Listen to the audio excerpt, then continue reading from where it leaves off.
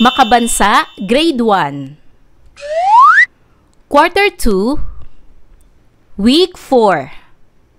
Ang paksa ng ating aralin sa araw na ito ay ang mga kasapi ng pamilya at mga gawain ng kasapi ng pamilya. Day 1 hanggang Day 2. Matatag curriculum. Hello kids, it's me, Teacher Frel.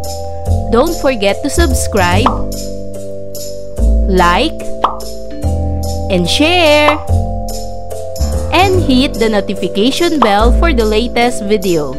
You can also follow my Facebook page, Teacher Frel TV.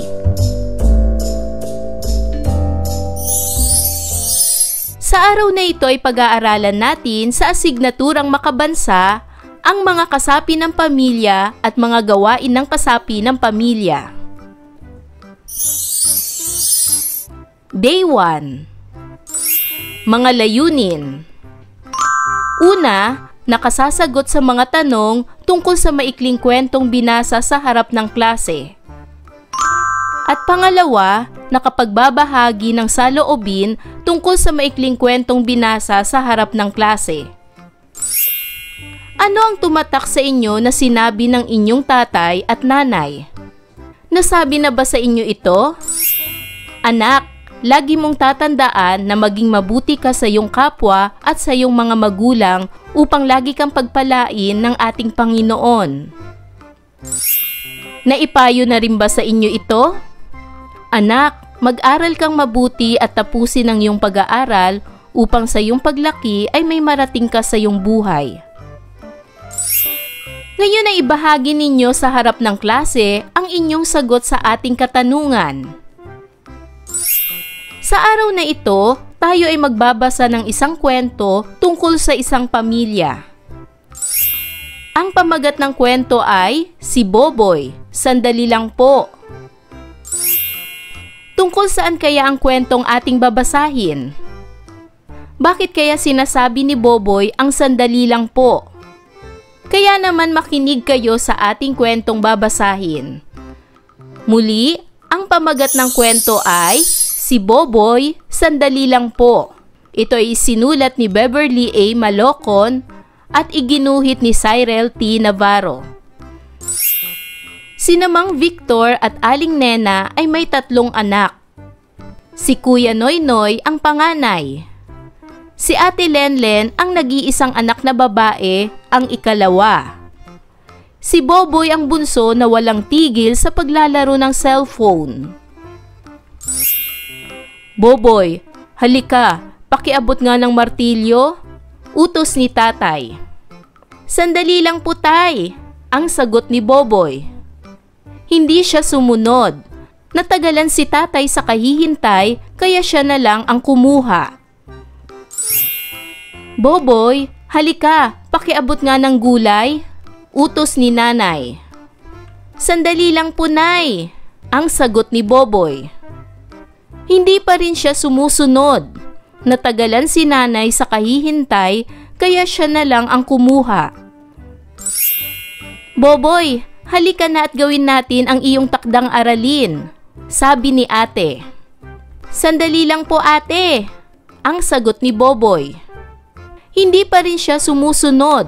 Natagalan si ate sa kahihintay kaya siya na lang ang gumawa. Boboy, halika maglinis tayo, sabi ni kuya. Sandali lang po, ang sagot ni Boboy. Hindi pa rin siya sumusunod. Natagalan si kuya sa kahihintay kaya siya na lang ang naglinis. Hindi siya lumalapit kung tinatawag. Parati niyang sinasagot ang sandali lang po. Wala siyang tigil sa paglalaro ng cellphone. Isang araw, naghanda si nanay ng masarap na merienda.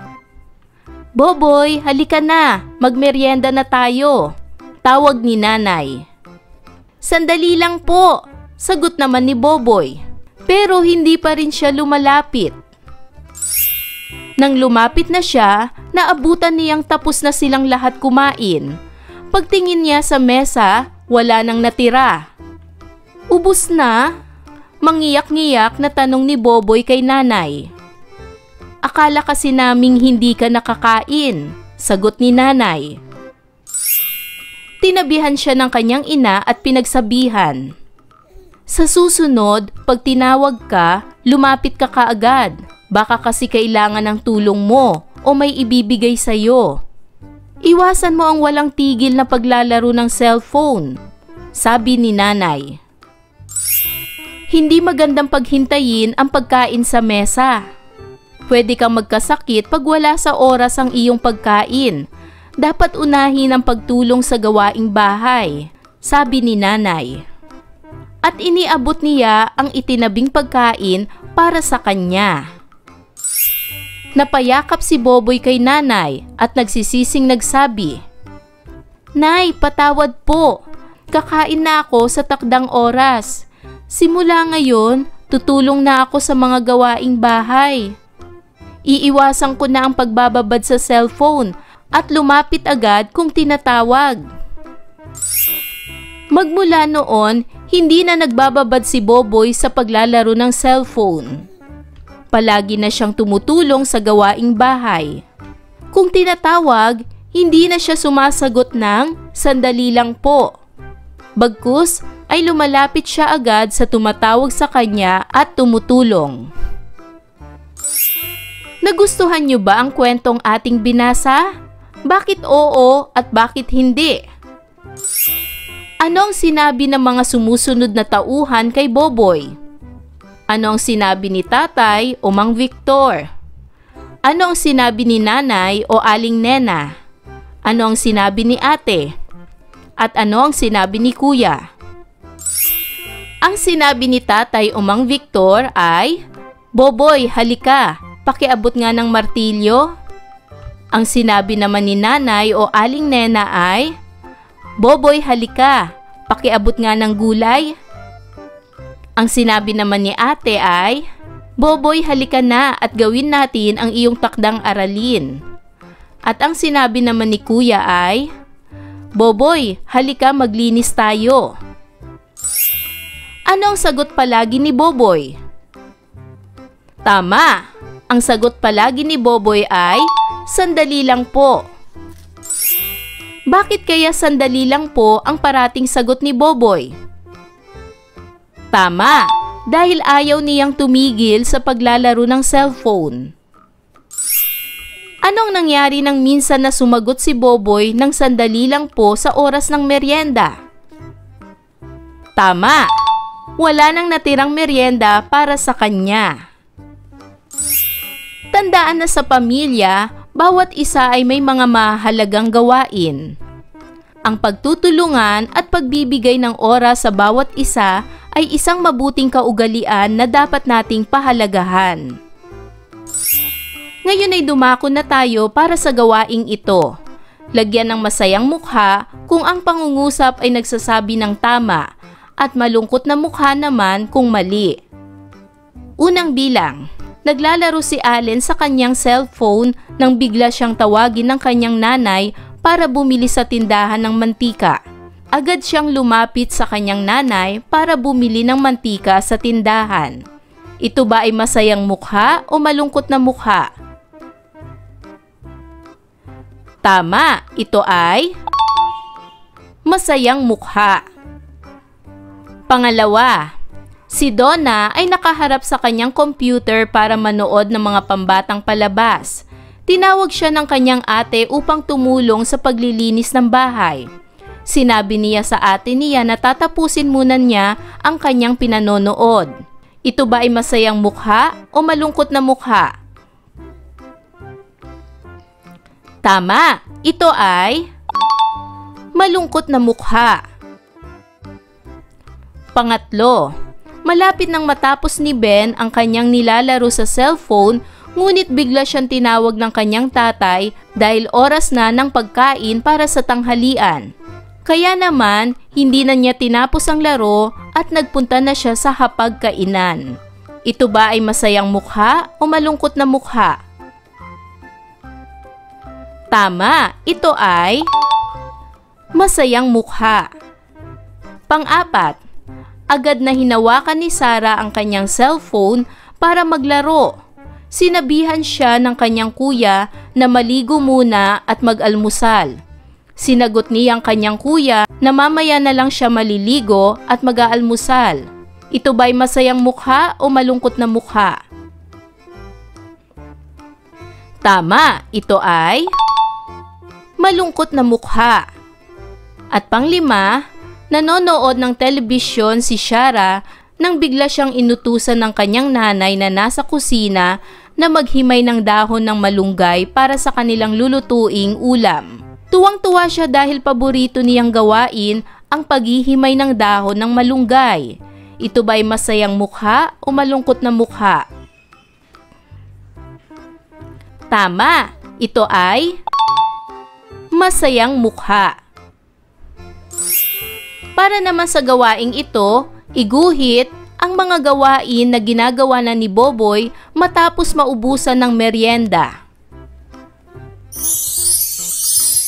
Day 2. Mga layunin. Una, na ilalarawan ang bawat kasapi ng sariling pamilya. At pangalawa, natutukoy ang mga gawain ng kasapi ng pamilya. Ipakita ang larawan ng inyong pamilya sa klase at ipakilala ang mga kasapi ng inyong pamilya. Sa araw na ito, layunin natin na mailarawan ang bawat kasapi ng ating pamilya. Tatalakayin din natin ang mga gawain ng mga kasapi ng pamilya sa araw-araw. Ano ang mga salitang ginagamit ninyo sa pagtawag sa mga kasapi ng inyong pamilya? Narito ang mga halimbawa ng mga salitang ginagamit sa pagtawag sa mga kasapi ng pamilya. Nanay. Ginagamit din ang salitang inay o ina. Maaari ring itawag ang mama o di kaya'y mommy. Sumunod naman ay tatay. May ilan din na ang pantawag sa kanilang tatay ay itay o ama. Pwede ring papa o kaya'y daddy. Sumunod naman ay kapatid. Ito rin ay maaari nating ipantawag sa ating kapatid. Itinatawag din natin ang ate sa ating kasapi ng pamilya.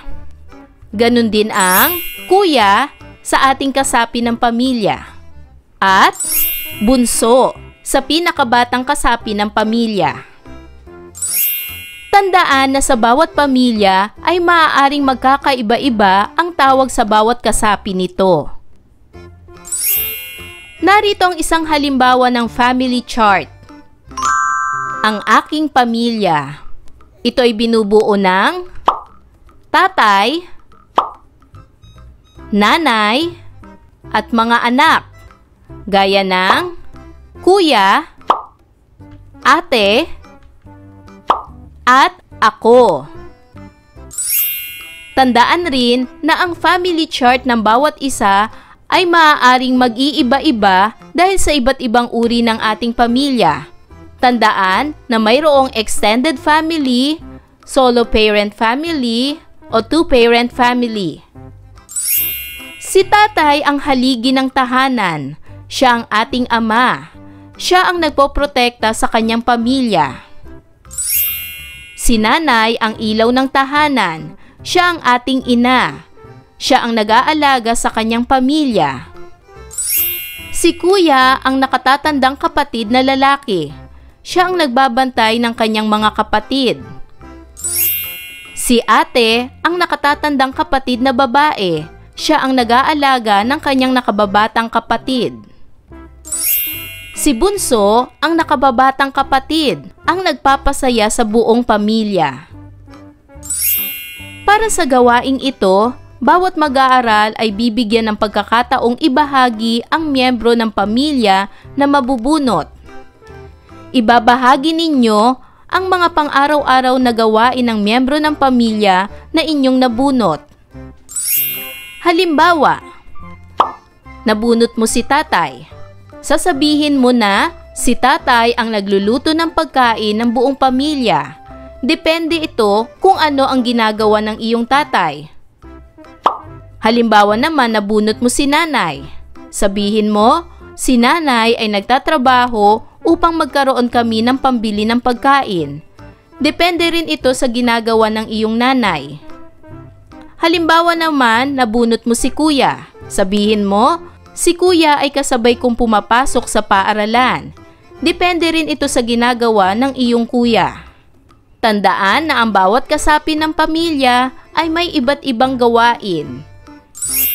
Anong napansin sa mga gawain ng tatay ng pamilya? May pagkakapareho ba at pagkakaiba ang mga gawain ng tatay sa pamilya? Mula sa chart, ano ang ating mga natutunan sa araw na ito? Paano natin inilarawan ang mga kasapi ng ating pamilya sa araw na ito? Para sa gawaing ito, gumawa kayo ng sarili ninyong family chart. Depende ito sa laki ng inyong pamilya. Maaring isa ka lamang anak, o dalawa lamang kayong magkapatid, o marami kayong magkakapatid. Depende ito sa iyong gagawing family chart. Ayan mga bata, naunawaan niyo ba ang ating aralin sa araw na ito?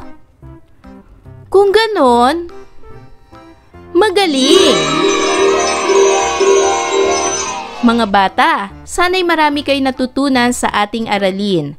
Hanggang sa susunod na video lesson, paalam! Thanks for watching!